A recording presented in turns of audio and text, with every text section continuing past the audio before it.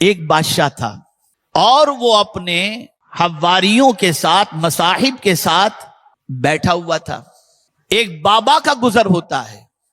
بادشاہ نے اپنی جیب سے لال رومال نکالا اور رومال نکال کر اس بابا کو دیا اور بابا سے کہتا ہے بابا یہ جتنے یہاں پر ہیں نا ان میں آپ کو سب سے زیادہ جو بے وقوف نظر آتا ہو نا اسے یہ رومال دے دو. اور کچھ دنوں کے بعد بادشاہ بیمار ہوا.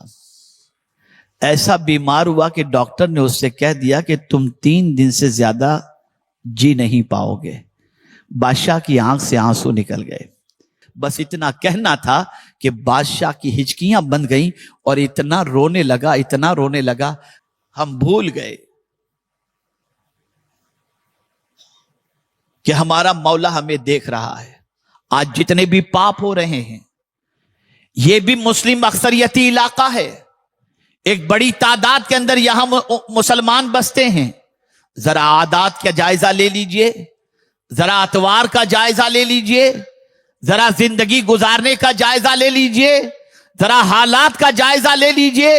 آپ خود محسوس کریں گے کہ ہمارے بہت سارے نوجوانوں کے پیر پھسلے ہوئے نظر آتے ہیں اور نہ جانے کتنے جرائم کے دھبے ان کے دامن پر لگے ہوں گے. اے خدا کے بندو یہ چند دنوں کی زندگی ہے. ہم یہ بھی نہیں کہتے کتنے دنوں کی, چند دنوں کی کہنا بھی مناسب نہیں ہوگا. ہمیں نہیں معلوم ہم کتنا جیئیں گے, لیکن ایک زندگی اتنی لمبی ہے کہ اس زندگی کا تصور میں مولانا روم رحمت اللہ تعالی علیہ کی ایک حکایت سے آپ کے سامنے پیش کرنا چاہوں گا. شاید کہ یہ بات آپ کے دل و دماغ میں اتر جائے. پوری توجہ کے ساتھ آپ گفتگو کو سماعت فرما رہے ہیں. مزید میں آپ سے توجہ کا طلبگار ہوں. آپ دیکھیں مولانا روم رحمت اللہ تعالی علیہ ایک حکایت مثنوی شریف کے اندر نقل فرماتے ہیں. ایک بادشاہ تھا اور وہ اپنے حواریوں کے ساتھ مصاحب کے ساتھ بیٹھا ہوا تھا. ایک بابا کا گزر ہوتا ہے.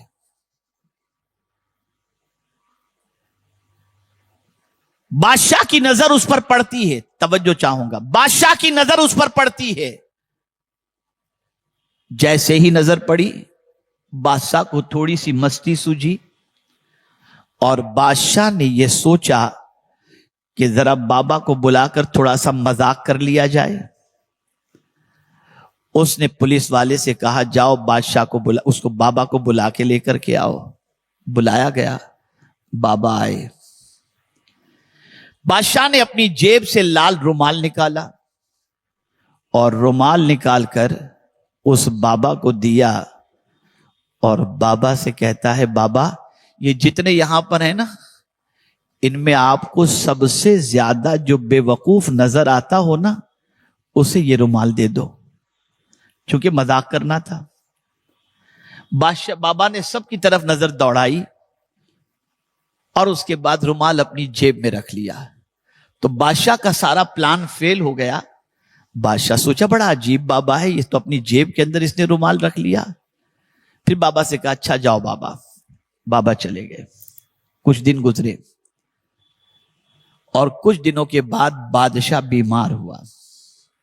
ایسا بیمار ہوا کہ ڈاکٹر نے اس سے کہہ دیا کہ تم 3 دن سے زیادہ جی نہیں پاؤ گے.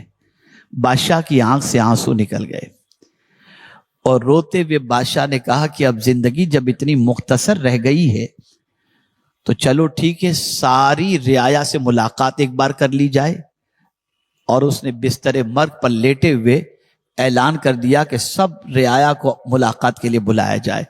رعایا کو کہہ دیا گیا.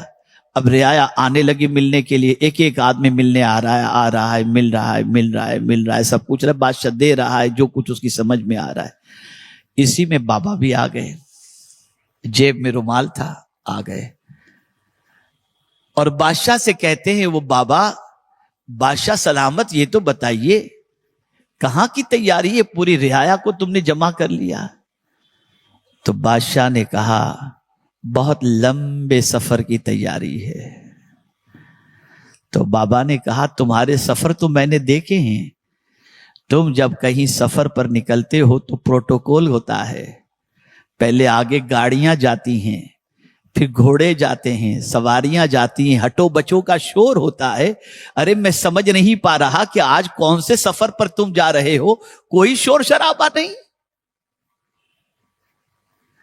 बादशाह की आंखों में आंसू आ गए। उसने कहा मैं ऐसे सफर पर जा रहा हूं जहां कोई प्रोटोकॉल काम नहीं आता, जहां कोई सवारी साथ नहीं चलती। वहां तो सवार होकर जाना पड़ता है, कोई सवारी साथ नहीं होती है। मैं ऐसे सफर पर जाता हूं जहां गाड़ियां भी नहीं होंगी, कोई दूसरा भी नहीं होगा। बादशाह ने जब ये कहा तो बाबा तो समझ ही गए थे। तो बाबा ने कहा अच्छा ये बताओ, वहां के लिए कुछ तुमने भेजा भी है? जहां तुम जा रहे हो वहां कुछ है तुम्हारा, कोई पहचान वाला, कुछ कामकाज, ऐसे कुछ मकान बकान, कुछ इंतजाम है जहां तुम जा रहे हो? बस इतना कहना था कि बादशाह की हिचकियां बंध गईं और इतना रोने लगा, इतना रोने लगा। कहा काश जहां का सफर है वहां की तैयारी में कर लिया होता, मैंने तो सारी जिंदगी यहीं की तैयारी में गुजार दी। बस इतना सुनना था। बाबा ने जेब से लाल रुमाल निकाला और कहा बादशाह तूने कहा था ना जो सबसे बेवकूफ हो उसे दे देना, मेरे नजदीक तुझसे बड़ा बेवकूफ कोई दूसरा नहीं है कि इस दुनिया में रह करके तूने वहां की तैयारी नहीं की जहां तुझे हमेशा के लिए जाना है। तू इसी दुनिया के अंदर डूबा रहा। मैं समझता हूं कि आज हम भी दुनिया के अंदर सबसे बड़े बेवकूफ हैं कि हम जहां जाना है वहां की कोई तैयारी हमारे पास नहीं है। हम सारे गुनाह कर रहे हैं, आखिरत को भूले बैठे हुए हैं, अल्लाह की बारगाह की हाजिरी के तसव्वुर को जहन से ओझल किए हुए हैं, और जो कुछ भी कर रहे हैं सब इसी दुनिया के लिए हम करते हुए नजर आ रहे हैं।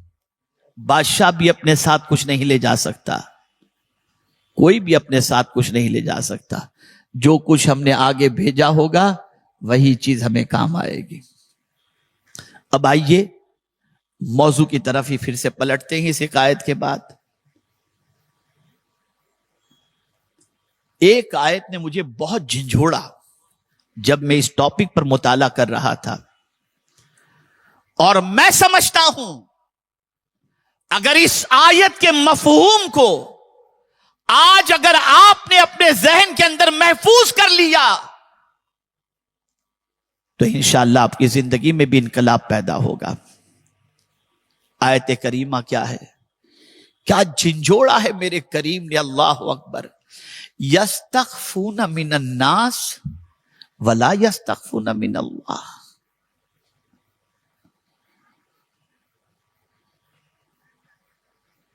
ऐ इंसान तू लोगों से डरता है। यानी आज अगर कोई मजमे में गुनाह नहीं करता, छुप कर गुनाह करता है, तो वजह क्या है? लोगों का डर ही तो है ना। भाई कोई बीवी के डर से गुनाह नहीं करता कि बीवी को पता चल जाएगा तो घर में कयामत खड़ी हो जाएगी, इसलिए कोई आवारगी किसी चीज का फोन के मोबाइल के लॉक लगा के रखते हैं, सारी आवारगियां बाहर होती हैं। कोई बीवी से डर रहा है, कोई बच्चा बाप से डर रहा है, कोई शागिर्द उस्ताद से डर रहा है, कोई मुरीद पीर से डर रहा है, कोई इज्जत वाला मुआशरे से डर रहा है। अल्लाह फरमाता है बंदे तू लोगों से डरता है, तेरे दिल में लोगों का डर है। वला यस्तखफून मिन अल्लाह, और तू अल्लाह से नहीं डरता, तू अल्लाह से नहीं डरता। क्या जिंदगी लोगों ने तुझे दी है, रिस्क लोग तुझे दे रहे हैं, इज्जत तुझे लोग दे रहे हैं। अरे गाफिल, तेरे दिल में जितना लोगों का डर है तेरे रब का उतना भी डर नहीं तेरे दिल में। आप जरा सोचो, आप जरा गौर करो। आज हम अपने पालनहारे हकीकी से कितने बेखौफ हो गए कि इंसान का डर जितना हमारे दिल के अंदर है उतना डर भी हमारे दिल में खुदा का नहीं रह गया।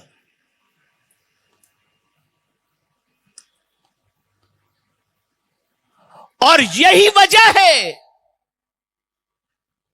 कि जब अल्लाह का डर दिल से निकल गया तो आज हर जगह गुनाह हो रहा है, हर जगह पाप हो रहा है।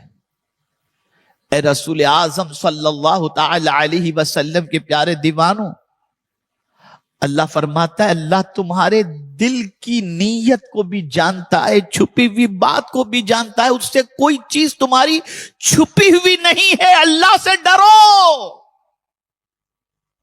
اس کا ڈر دل کے اندر پیدا کرو۔